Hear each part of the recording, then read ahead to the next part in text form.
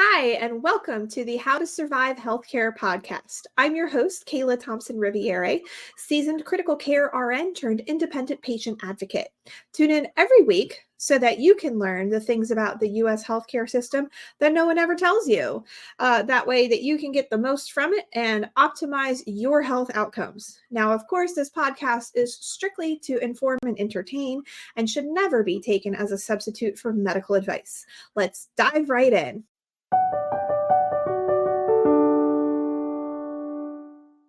Hey, welcome to another episode of How to Survive Healthcare, but this one's a little different. So you may have noticed the episode title, I put RANT because this is not an educational episode. However, if you've ever felt let down by the healthcare system, just know that you're not alone. Today, I'd like to share my most recent experience with the frustrations of the healthcare system. So I have a 6-week-old baby, and when he was about 2 weeks old, he started having some trouble nursing. I didn't think too much of it because my older son also had an issue around the same time, and it seemed to be related to my milk coming in more, and he quickly learned how to manage that. But this time it didn't get better. So we got a lactation consultant, found out that my insurance won't cover anything until after my deductible has been met for the year, which is, of course, crazy high because, as you may have found, unless you qualify for the, what's considered low income and get subsidies, insurance has high premiums every month or high deductible. Since we're people who don't typically, thankfully, knock on wood, utilize a lot of healthcare spending, we opt for high deductible. However, now that my son is born, our deductible is actually combined between the two of us. So we have to pay an insane amount of healthcare costs before really the insurance kicks in at all. So we paid for the lactation consultant out of pocket. She was great. She did find that our son has a little bit of a tongue tie. So I called the dentist she recommended. They only take dental insurance, which I don't carry at the moment. So I said, all right, called the pediatrician, and they referred us to ENT, which I knew was another route for getting a tongue tie done. They said, yeah, no problem. They put in the consult, and I got the phone number the next day to call and get my appointment scheduled. So I was on the phone for about 40 minutes to get that appointment scheduled. I kept getting rerouted down to offices in Florida. I do not live in Florida, so I don't know how that kept happening. Finally, make the appointment. They take my insurance information and say, okay, great. We'll see you then in 2 weeks' time. So week and a half goes by. I get a call. My appointment's supposed to be on Wednesday. I get a call on Friday, except I don't know what happened. The phone didn't ring, and I didn't get notified that I had a voicemail until Sunday afternoon. But they don't take my insurance. I don't know why it took this long to find out. Obviously, I haven't ever worked on the billing side of things, but I just would think it wouldn't take that long to figure out that you don't take this insurance. So anyway, they called me back Monday morning, and again, with our insurance, we have a very high deductible. So I was figuring I'd have to pay something out of pocket anyways. So I said, well, what is the cost? And she said for this tongue tie to be treated, the cost was going to be $4,850. And while I am still reeling from that crazy number, she says, oh, and 50% deposit is required before the appointment. I said, well, you can go ahead and cancel that appointment. And let me go ahead and give you a little bit of background around this. So a tongue tie, it comes in different severities. Thankfully, my son's isn't super severe. He's having trouble with nursing, but not to the point where he's dehydrated and not gaining weight. but they can be that severe. They can be so severe that the baby can't gain weight. And this children's hospital, which the founder said that it is the duty of everyone in the world to do what is within his power to alleviate human suffering. And that was the founding principle of this children's hospital.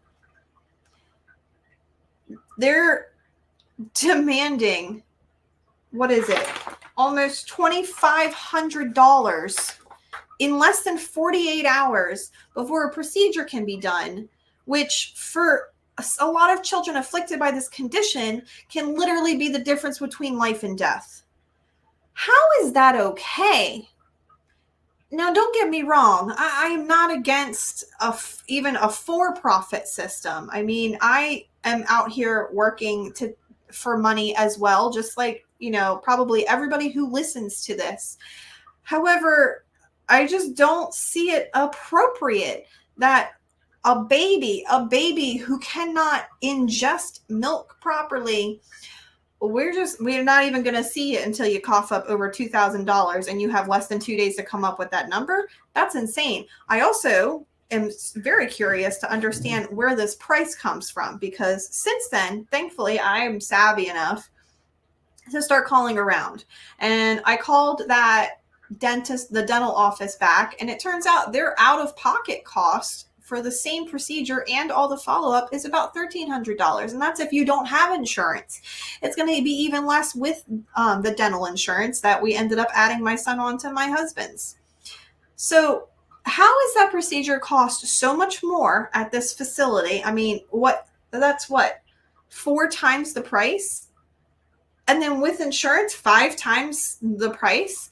I mean, it's just crazy to me. And, that's not anything specific to this. You see that all over the place in healthcare.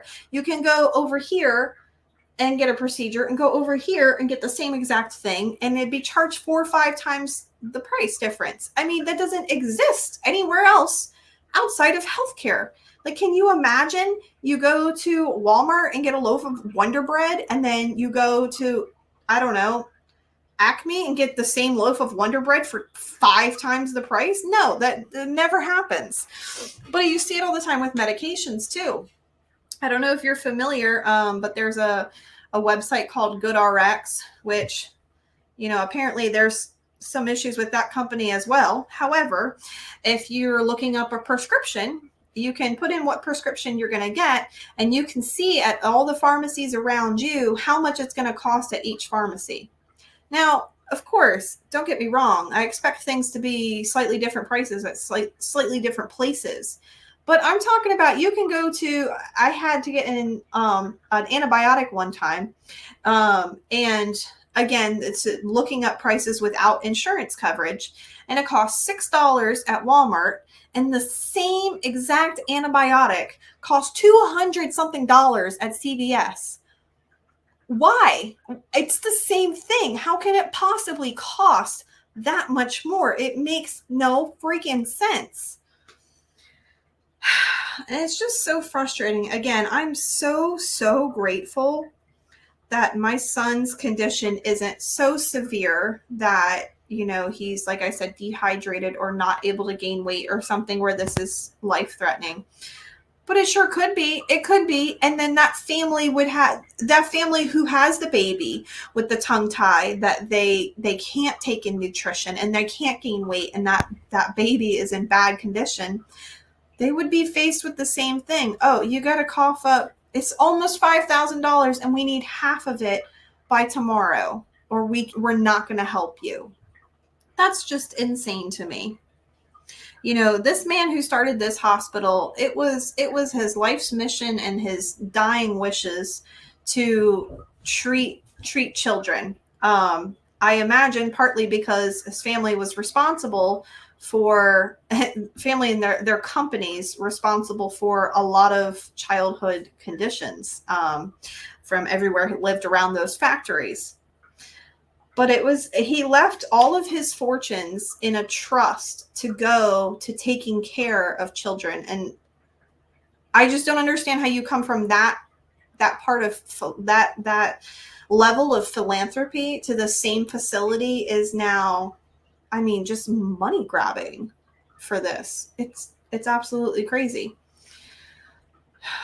Thankfully, we have gotten in at that dentist. We're going to be seen in a few days. And like I said, I'm just so grateful my son's condition isn't worse, but it just made me feel bad. I know there's got to be families out there who their child is in a position where, you know, they can't shop around. They can't be choosy. They just got to take what they can get because the kid can't wait. Or perhaps they just don't have the, you know, the savviness of the system to even know how to navigate around or what other, you know, who to call for other possibilities. And, you know, what if it was a single mom who's, you know, just struggling to get by anyways, and her baby couldn't, you know, was in that severe category. I mean, I think it's something like 81% of Americans don't have $500 to cover an unexpected expense. And now you just got to show up with $2,500 tomorrow or your baby can't eat. It's just crazy. It's sickening. And anyways, I bet every single one of you listening to this has a similar story about how healthcare shit on you. And you know, it's just sad. It's sad. But this is why I'm here. This is why I'm here, is to help you try to navigate these things because, you know, especially when it happens to you. I was so stressed out about this before I had figured out a solution. When I immediately got off the phone from the billing department at the Children's Hospital, I mean, I was in tears. I was in tears because it's been 2 weeks. We've been looking forward to this appointment. I've been counting down because, you know, we're having a hard time. He's having a hard time with feeding. He's uncomfortable from being gassy a lot of the time. And, you know, it's horrible to see your baby that way. And I thought we were finally getting to a solution, and it just that rug got ripped out from under us. And I was so upset, and I felt so guilty then as a parent that I'm trying my best to take care of this for my baby. And I can't. And I was so upset. And in that moment, it's hard to even figure out what to do next. And, you know, thankfully, I do have the knowledge from being in this kind of work. But for people who don't, oh my God, it's so hard to even figure out what to do, where to turn, who to call. So if you're in that position, please don't hesitate to reach out. Herdforlife.com, because this is exactly, you know, what I can help you with. At the very least, maybe at least get you pointed in the right direction if, you know, if advocacy services aren't exactly right for you right now. But yeah, just so sad. Healthcare, the cost first, profit first. I mean, we have to be able to do better. Just so sad. Anyways, thankfully, we have an appointment coming up this week. It's in, I think 5 or 6 days. And they've already validated the insurance information. They've let me know the price, which still is it's going to be a good chunk of change. But thankfully, I have some put to the side exactly for, you know, healthcare things when they pop up, because we're never getting away from healthcare expenses, are we?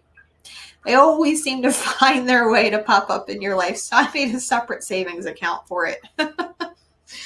So anyways, you're not alone. Reach out. Let me know how healthcare shit on you. I'd love to hear it. It's a broken system. I hope we can figure out how to fix it one day, but just know, you know, you're not alone. This is what I'm here to help with.